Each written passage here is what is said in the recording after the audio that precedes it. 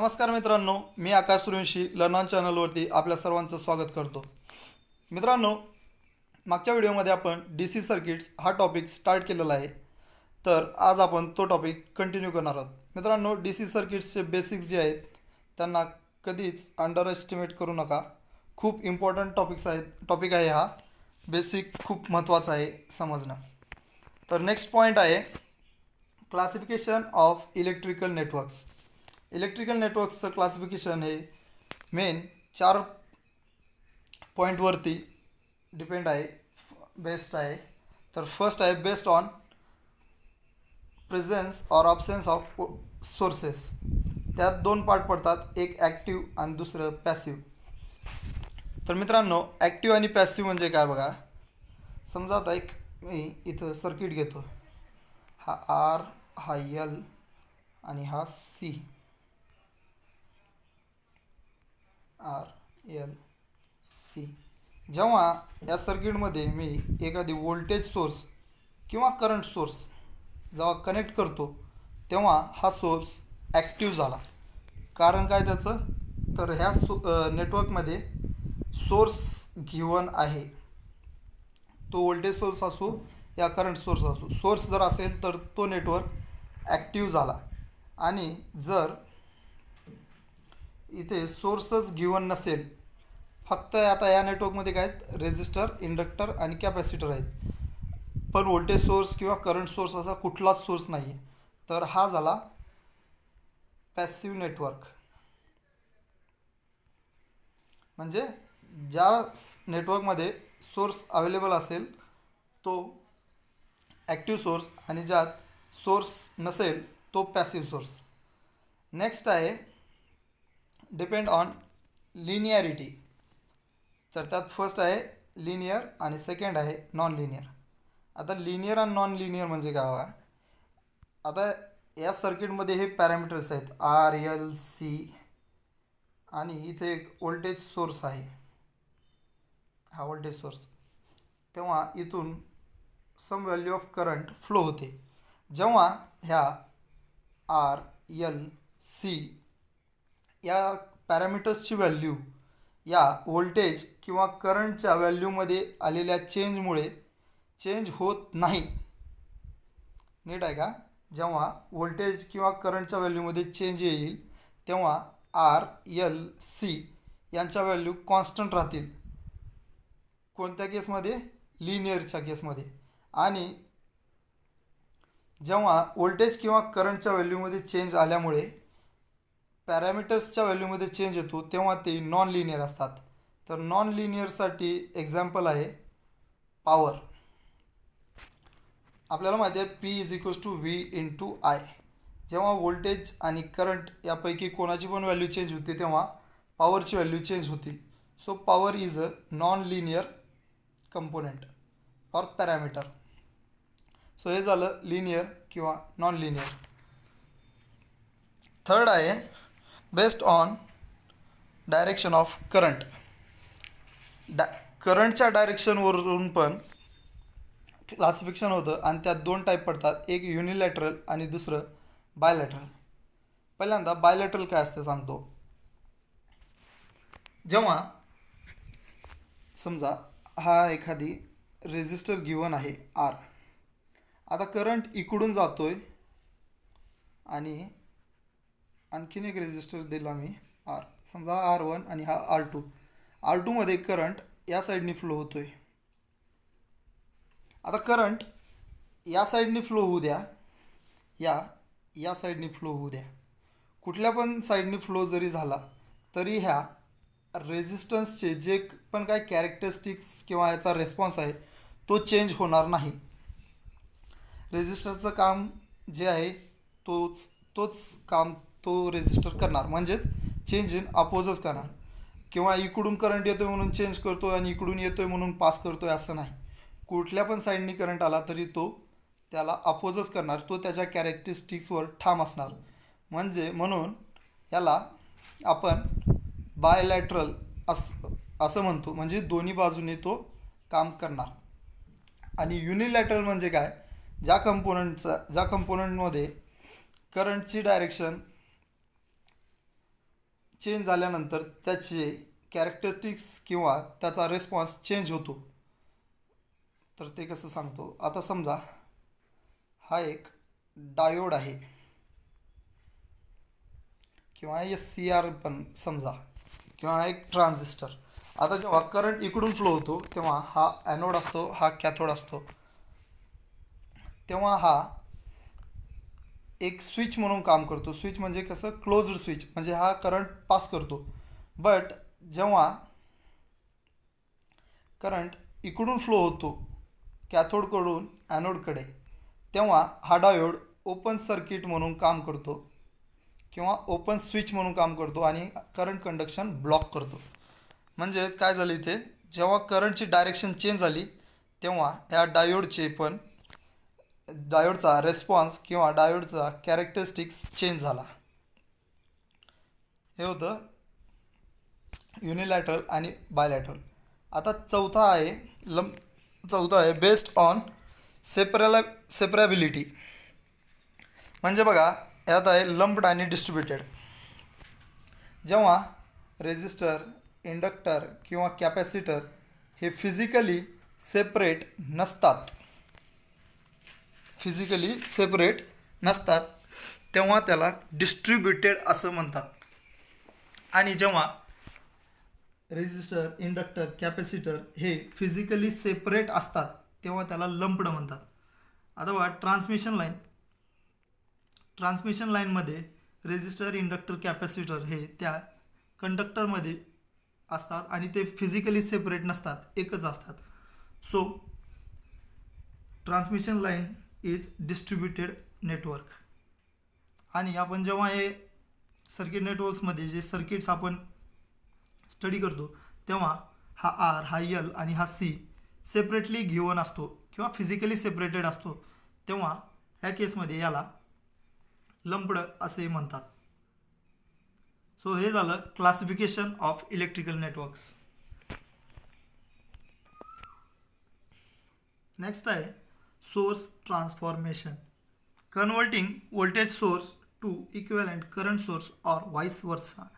म्हणजे काही circuits solve करताना आपल्याला खूप टफ जातं, तेव्हा आपण सोर्स ट्रान्सफॉर्मेशनचा देखील यूज करू शकतो, ज्यामुळे आपल्याला ते सर्किट सॉल्व करणं सिम्पल होतं. आता सोर्स ट्रान्सफॉर्मेशनमध्ये काय असतं बघा, व्होल्टेज सोर्सला करंट सोर्समध्ये तर कन्वर्ट करता येतं किंवा करंट सोर्सला व्होल्टेज सोर्समध्ये कन्वर्ट करता येतं. या दोन केस आहेत सोर्स ट्रान्सफॉर्मेशनच्या. तर बघा मित्रांनो, आता समजा मी एक व्होल्टेज सोर्स देतोय,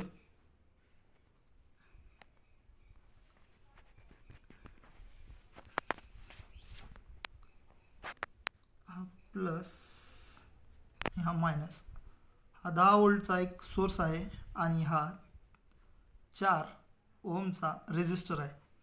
तर हा आहे व्होल्टेज सोर्स. आता याला आपल्याला करंट सोर्समध्ये कन्वर्ट करायचं झाल्यास आपल्याला काय माहिती आहे, ओम्स लॉ. ओम्स लॉ काय सांगतोय, V = I × R. आता करंट सोर्समध्ये आपल्याला ट्रान्सफर करायचं आहे किंवा ट्रान्सफॉर्मेशन करायचं आहे, तर आपल्याला करंट सोर्समधल्या करंटची व्हॅल्यू पाहिजे. आणि ती करंटची व्हॅल्यू म्हणजे या सर्किटमधून फ्लो होणारा किंवा या लोडमध्ये, आता हे दोन ओपन जे ठेवलेला आहे हा लोड आहे, इथं लोड कनेक्ट करतो आपण, इथून जाणारा करंट म्हणजे इथून जाणारा करंट आणि इथून गेलेला करंट हा सेम असणार आहे. सो आपल्याला तो करंट काढला पाहिजे. मग करंटचा फॉर्म्युला काय आहे, I = V/R. सो V 10 आणि R 4 आहे, तो 10/4 = 2.5 हा आपल्याला करंट भेटून जातो. सो हा करंट सोर्स झाला 2.5 ॲम्पियरचा,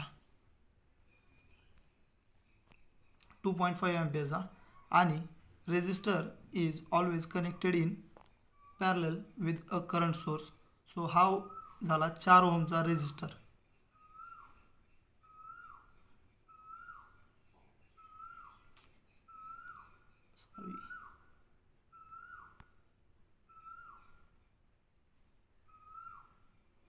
तर ह्याचं कन्व्हर्जन असं होतं, आता हे प्लस मायनसवरून आपण करंटची डायरेक्शन फाइंड करू शकतो. दिस इज 2.5 ॲम्पियर आणि हा रेजिस्टर त्याच्या अक्रॉसचा आणि हा लोड ॲज इट इज हा 4 ओम. आणि in case current source to voltage source transformation करायचं असेल तर आता बघा ह्या करंट सोर्सची डायरेक्शन मी उलटी घेतो आहे आणि समजा हा 5 ॲम्पियरचा करंट सोर्स आहे, त्याच्या ॲक्रॉसचा हा रेजिस्टर 2 ओमचा आणि दिस इज लोड. आता जेव्हा आपल्याला हा करंट सोर्स व्होल्टेज सोर्समध्ये ट्रान्सफॉर्मेशन करायचं असेल तेव्हा लोड व्होल्टेज काय मिळणार, तो V is equals to I into R, 5 into 2 10 झाला.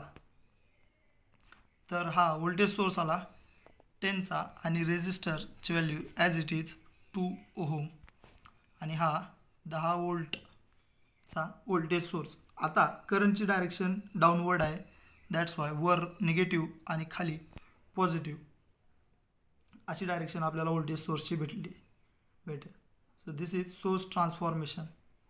यात काय नाही, जेव्हा व्होल्टेज सोर्स घेऊन असतो तेव्हा सर्किटचा करंट काढायचा आणि तो करंट सोर्सला द्यायचा, रेजिस्टन्सची व्हॅल्यू ॲज इट इज. फक्त व्होल्टेज सोर्ससोबत रेजिस्टर सिरीजमध्ये असतो आणि करंट सोर्ससोबत पॅरललमध्ये असतो. तेच आपण पुढच्या पॉईंटमध्ये दिले, voltage source in series. So जेव्हा सिरीजमध्ये व्होल्टेज सोर्स दिलेले असतात, समजा हे 3 व्होल्टेज सोर्स आहेत, they are given in series. हा आहे 2 वोल्टचा, हा आहे 4 वोल्टचा आणि समजा हा 5 वोल्टचा आहे. तर आता बघा डायरेक्शन बघा सगळ्यांची, positive negative positive negative positive negative. कुठल्या पण एका साईडनं आपण स्टार्ट करायचं. आता समजा आपण इकडून गेलो तर प्रत्येकाचा पॉझिटिव्ह एंड आपल्याला पहिल्यांदा मिळणार. सो सगळ्यांची पोलॅरिटी सेम आहे आणि पॉझिटिव्ह आहेत सगळे. सो जेव्हा आपण याचा इक्विव्हॅलंट काढू तेव्हा एकच व्होल्टेज सोर्स असणार आणि या सर्वांची ॲडिशन 2 आणि 4 6 आणि 5 11 वोल्ट आणि पॉझिटिव्ह निगेटिव्ह. आता सेकंड केस बघा,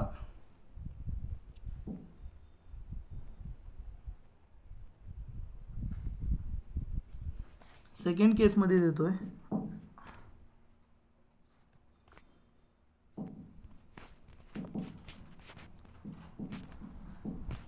हा पॉझिटिव्ह, हा निगेटिव्ह, हा निगेटिव्ह पॉझिटिव्ह निगेटिव्ह पॉझिटिव्ह. हा आहे 10 वोल्ट, हा समजा 5 वोल्ट आणि हा 4 वोल्ट. तर या केसमध्ये काय झालं, जेव्हा आपण इकडून करंट फ्लो होईल, समजा ॲझम्पशन आहे, तर पहिल्यांदा याचा पॉझिटिव्ह येईल, याचा निगेटिव्ह आणि याचा पण negative. So equivalent will be 10 positive आहे म्हणून पॉझिटिव्ह, -5 5चा पहिल्यांदा निगेटिव्ह एंड आला, सो 5ची व्हॅल्यू -5. सिमिलरली 4चा पण आधी आपल्याला निगेटिव्ह मिळतो आहे, सो -4. इक्विव्हॅलंट आला 1 वोल्ट, 1 वोल्ट पॉझिटिव्ह व्हॅल्यू आहे, so equivalent would be plus वर खाली -1 वोल्ट. हे असं व्होल्टेज सोर्स इन सिरीजमध्ये कॅल्क्युलेट करतात. जेव्हा समजा इथे आपण व्हॅल्यू घेतली 6, तर हे काय येणार 10 - 5 - 6, मग याची व्हॅल्यू काय येणार -1 वोल्ट. सो जेव्हा -1 वोल्ट आपला आन्सर येईल किंवा इक्विव्हॅलंट व्होल्टेज येईल तेव्हा वर निगेटिव्ह आणि खाली पॉझिटिव्ह -+1 वोल्ट असं आपण रिप्रेझेंट करणार. Similarly current source in parallel, जेव्हा 2 or more current sources are given in parallel तेव्हा ते कसं कॅल्क्युलेट करायचं. समजा हे 2 करंट सोर्स घेतले मी आणि दोघांची पण डायरेक्शन अपवर्ड आहे, तर या केसमध्ये काय होणार I1 + I2 होणार इक्विव्हॅलंट करंट सोर्स. आणि समजा जर मी एक अपवर्ड आणि एक डाऊनवर्ड घेतला, आता हा I1 आहे आणि हा I2 आहे, सो I1 डाऊनवर्ड आहे, सो I1चं साईन मायनस आणि I2चं plus. This will be equivalent current source.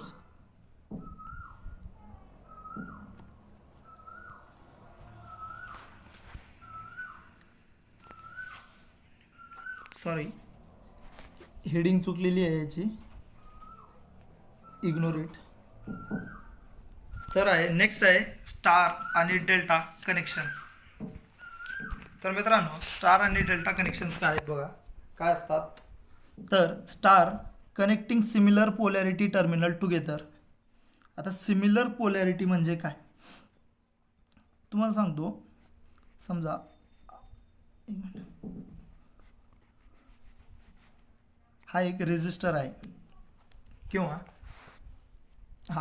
एक रेजिस्टर आहे. तर यात आपण डॉट आणि अनडॉट अशी एक कन्सेप्ट असते. ते फक्त आपल्याला त्याची पोलॅरिटी फाइंड करण्यासाठी, किंवा प्लस मायनस घ्या. तर स्टार कनेक्शनमध्ये आपण सिमिलर पोलॅरिटी जी असते ती आपण एका जागीच कनेक्ट करतो. दिस इज स्टार. आता प्लसचे सिमिलर आपण एकाच जागी कनेक्ट केल्यानंतर हा झाला स्टार. ही मेन स्टार कनेक्शनसाठीची मेन आणि इम्पॉर्टंट कंडिशन आहे की similar polarity should be connected together. आणि सिमिलरली डेल्टासाठी डिसिमिलर एंड आपण कनेक्ट करतो. म्हणजे बघा, आता या कंडक्टरचा इथं पॉझिटिव्ह असेल तर इथं निगेटिव्ह. सिमिलरली याचा इथं पॉझिटिव्ह आणि इथं निगेटिव्ह, याचा इथं पॉझिटिव्ह इथं निगेटिव्ह. आता प्रत्येक जागी जिथं जिथं आपण कनेक्शन केले ते बघा डिसिमिलर पोलॅरिटीज कनेक्टेड टुगेदर आहेत. सो ही डेल्टासाठीची कंडिशन आहे. आणखीन एक पॉईंट, डेल्टा कनेक्शनमध्ये न्यूट्रलसाठी कुठेच जागा नसते. We do not connect neutral in delta, but in star this point can be grounded or called neutral. Okay. So next टॉपिकमध्ये आपण किर्चॉफ लॉ आणि स्टार डेल्टा कन्वर्जन हे पाहणार आहोत.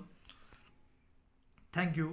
Please like the video and subscribe our channel.